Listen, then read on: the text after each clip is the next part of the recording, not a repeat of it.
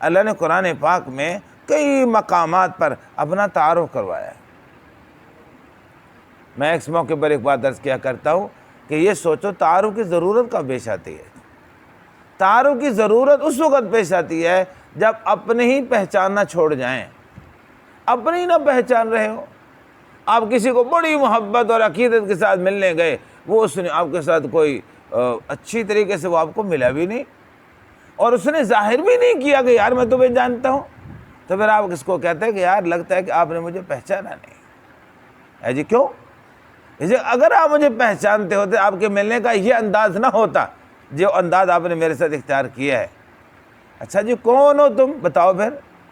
تو وہ بتاتا ہے کہ یار میں تیرا بچپن کا لگوٹی ہوں، ہم اکٹھے پڑھا کرتے تھے، اکٹھے بیٹھا کرتے تھے، اکٹھے سکول آتے تھے جاتے تھے۔ کہتا اچھا تم وہ؟ اب وہ کہتے یار ایک دفعہ دوبارہ مل۔ کہتا ابھی ملا تو تھا؟ کہتا نہیں، وہ جہالت میں ملا تھا، مجھے پتہ ہی نہیں تھا کہ تو کون ہے۔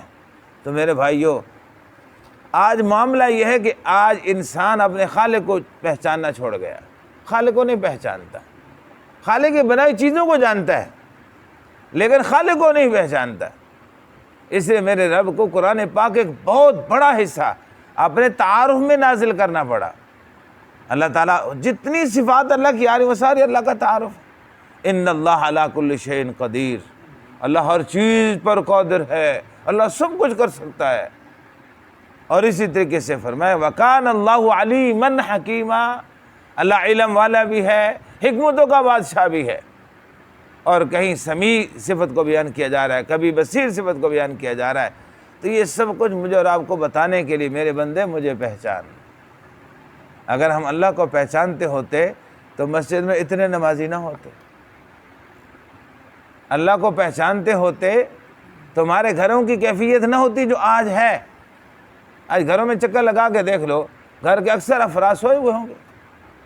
اللہ کو پہچان نہیں ہے نا، ہے جی، اللہ کو ہم پہچانتے نہیں ہیں۔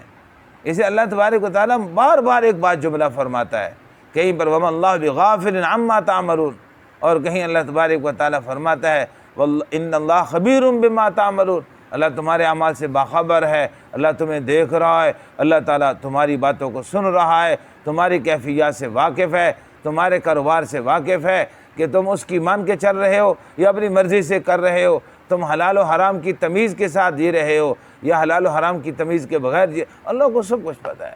الم یعلم بأن اللہ یرا، کیا انسان جانتا نہیں ہے کہ اس کو دیکھ رہا ہے؟